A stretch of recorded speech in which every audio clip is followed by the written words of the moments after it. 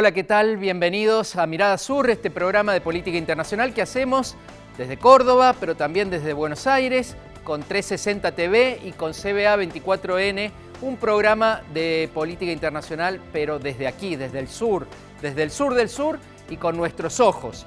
Y hoy, más contentos que nunca porque incluimos a esta familia de Mirada Sur a un nuevo canal. Le damos la bienvenida y estamos muy orgullosos de poder salir para todo Cuyo desde el canal Acequia de Mendoza, un canal colega, un canal hermano. Gracias por aceptarnos y bienvenidos a todos los mendocinos, sanjuaninos, puntanos, etc. Y ya mismo le doy paso a mis compañeros aquí en el piso, Amadeo Sabatini con el cambio climático y Jenny Ortega Benavides con las comunidades. ¿Cómo están? Mariano, ¿cómo estás? Muy bien, muy bien. Preguntándonos qué se construye, qué se cocina en el mar de la China. A tasas de crecimiento chino también se puede hacer crecer una isla en el medio del océano. Había una canción que hablaba de un bosque de la China. El bosque de la China no, entonces, acá es el mar de la China, concretamente el mar sur. Vamos a estar hablando de eso. Jenny Ortega Benavides, muchas gracias por estar desde Pasto, Colombia. Así es. Buenas noches, Mariano, Amadeo. Y hoy nos acompaña en el bloque de las comunidades miembros de la comunidad catalana. Ajá. Que el pasado 11 de septiembre celebraron el Día Nacional de Cataluña. La diada, ¿no? Multitudinaria, cada vez, pareciera que todos los años hay más gente en las calles de Barcelona, de Tarragona, de Girona y de todas las ciudades catalanas. Y la semana pasada fue el Día de Cataluña, sí. Y la semana que viene va a haber elecciones. Votaciones, tal cual. Así que va a estar picante eso. Bueno, tenemos esos temas y muchos más. Vamos a empezar con lo que para nosotros es lo más importante de lo que ha pasado en los últimos días. Argentina logró un triunfo resonante en la Organización de las Naciones Unidas porque 135 países votaron a favor de la propuesta argentina de llamar a una convención para una normativa de la reestructuración de las deudas soberanas. Vemos el informe, por favor. Se conoció la decisión de la ONU por mayoría en apoyo a la postura argentina de crear una normativa internacional para proteger la reestructuración de deudas soberanas contra el accionar de los fondos buitres. Todo esto fue motivado por el fallo del juez Griesa a favor de esos fondos y en contra de la República Argentina. Muy bien, decíamos, es importantísimo. Creo, estoy seguro que dentro de 20, 30 años vamos a leer en los libros esto que ha pasado la semana pasada, el jueves de la semana pasada en la ONU. Argentina está librando una lucha importante en contra de lo que es el imperio hoy, el poder financiero internacional. Y para hablar de eso estamos con Claudio Caglieri. Muchas gracias, es un amigo, es un militante de la economía y es miembro del Plan Fénix en Córdoba. Gracias, Claudio. Además de la Universidad Nacional de Córdoba. Claudio, ¿cómo analizás esto que ha pasado en la ONU y qué perspectivas para adelante? Bueno, a nivel político y simbólico sin duda tiene una importancia muy grande. En el tema de las deudas soberanas existe un tradicional vacío jurídico que ha sido muy bien aprovechado por estos fondos buitres y que fundamentalmente tiene que ver con la inexistencia de cláusulas de acción colectiva en todos los procesos de endeudamiento que en algún momento entraron en crisis. Esto quiere decir que cuando estos endeudamientos que entraron en crisis asumieron procesos de reestructuración, no hubo ningún marco jurídico internacional que pudiera hacer prevalecer voluntades acuerdistas de las mayorías, ¿no? Este es el problema en el cual está inmersa nuestra deuda, entre otras. Entonces, en la discusión sobre cómo modificar este esquema, hay un consenso relativamente amplio donde inclusive los organismos financieros internacionales también han planteado que debe ser diferente el marco contractual. Lo mismo las distintas asociaciones de mercado de capitales, tanto en Estados Unidos como en Europa. Pero el punto es que el planteo de reestructuración de los contratos desde el punto de vista de los organismos reguladores del sistema financiero, del G7, del Fondo Monetario, es un esquema bastante diferente que este que ha impulsado nuestro país en Naciones Unidas y este es un poco el gran mérito de dar un debate sobre cómo debe actualizarse la arquitectura financiera internacional que tantos procesos traumáticos ha tenido en el mundo en las últimas 2 décadas, ¿no? Claudio, para que la gente entienda, ¿se podría decir que es una especie de ley de quiebras a nivel internacional?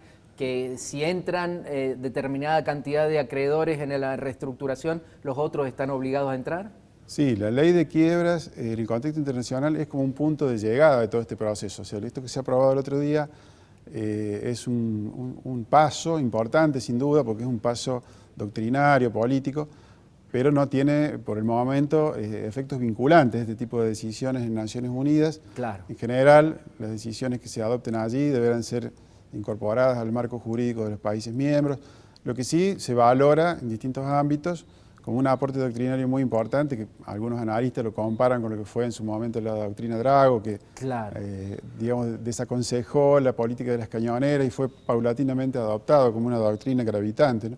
Claro. Por el momento... Recordemos que a principios del siglo XX las potencias mundiales bloquearon, incluso apuntaron con sus cañones al puerto de La Guaira en Venezuela, para obligar a Venezuela a pagar una deuda, ¿no? Exactamente. Y ahí José de María Drago, que fue un diplomático argentino, impuso la doctrina Drago, que era esto que decís vos, ¿no? Claro, pero paulatinamente se fue adoptando como una doctrina principal o la doctrina más performativa, ¿no? En este caso estaríamos en una situación que los pronósticos optimistas la auguran similar. Con el tiempo, claro, esta visión más atenta a las inmunidades soberanas, más atenta a la potestad de los países para definir su propia política de reestructuración, para plantear salidas sostenibles, bueno, pueda llegar a ser la doctrina prevaleciente. Por el momento los procesos que ya están en curso continúan.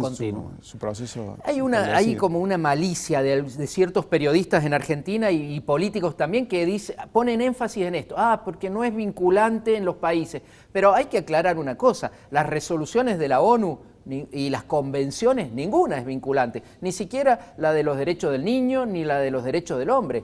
Pero como decís vos, con el tiempo, el que no entra, el que no se pone a tono, queda fuera de la comunidad internacional. Claro. Bueno, aquí se está en una discusión abierta sobre cómo se reconfigurará a futuro la economía internacional, tanto en los aspectos reales como financieros. Hemos tenido desde 2008 en adelante una crisis bastante profunda que afecta a las economías centrales, ¿no? Y la historia económica lo que muestra es que siempre que hubo crisis que afectaron a las economías centrales del ordenamiento económico vigente en el mundo, luego el mundo salió reconfigurado de alguna manera. Y estamos asistiendo a discusiones sobre esta eventual reconfiguración que todavía no se puede visualizar qué características va a tener.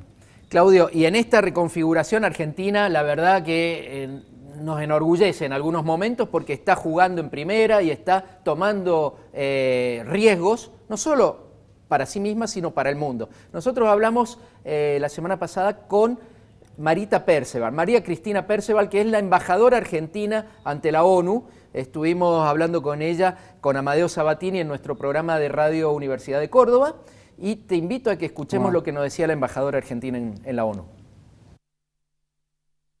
La alegría de un trabajo que fue iniciativa de nuestro país, de la Argentina, a partir de la decisión política y estratégica de la Presidenta de la Nación de llevar este debate al órgano más democrático que tiene la comunidad internacional, cual es la Asamblea General de Naciones Unidas, donde todos los países valemos un voto y ninguno tiene veto, que ha sido un trabajo intenso, que ha sido un trabajo de mucho diálogo, de mucha negociación para conciliar diversas perspectivas y poder llegar a esta compilación, a esta codificación de principios presentes, muchos de ellos en el derecho internacional, y que esta resolución aprobada, tal como decías, por una inmensa mayoría de los miembros de Naciones Unidas,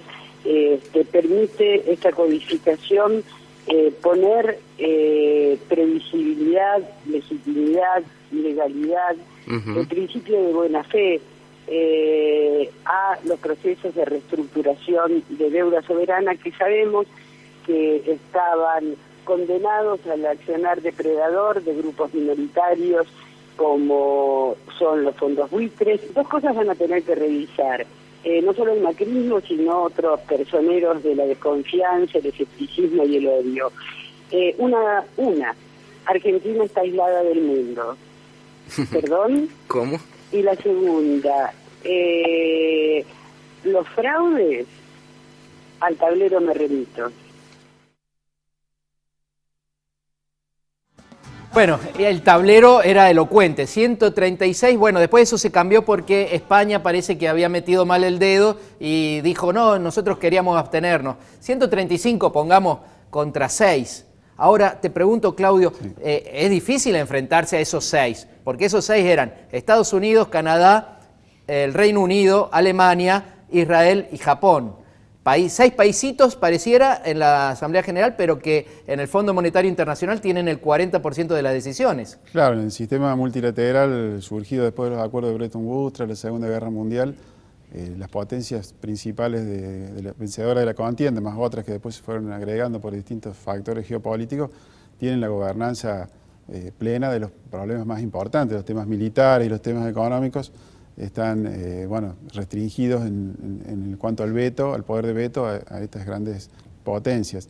Por eso también es importante el camino que siguió la Argentina, que llevó el tema al ámbito de los derechos humanos, ¿no? Justamente el replanteo de la arquitectura jurídica para los préstamos soberanos que propone el Fondo Monetario tiene como objetivo la reinserción del deudor en el mercado financiero, mientras que el planteo argentino, que hace mucho énfasis en la sostenibilidad de la reestructuración, en realidad el planteo no es reinsertarse en el mercado, sino hacer posible que se conserve la calidad de vida del pueblo afectado por la reestructuración. Es decir, es un enfoque mucho más integrador y mucho más, con un sentido mucho más social, ¿no? Claudio Calieri, muchísimas gracias por ayudarnos a entender este tema. Gracias a ustedes. Vamos a estar siguiendo todo lo que hace el Grupo Fénix en Córdoba, en Argentina en general, pero en Córdoba también. El viernes que viene tienen una reunión. Este viernes tenemos un precongreso de Economía Política con gente de la Universidad de Quilmes también y con gente del Centro de la Cooperación.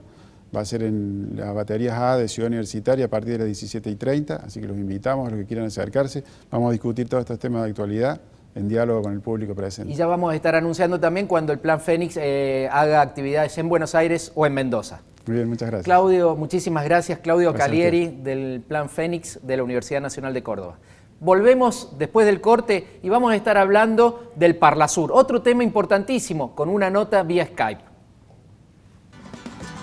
Arriba Argentina y Paraguay, Uruguay el canto de Brasil.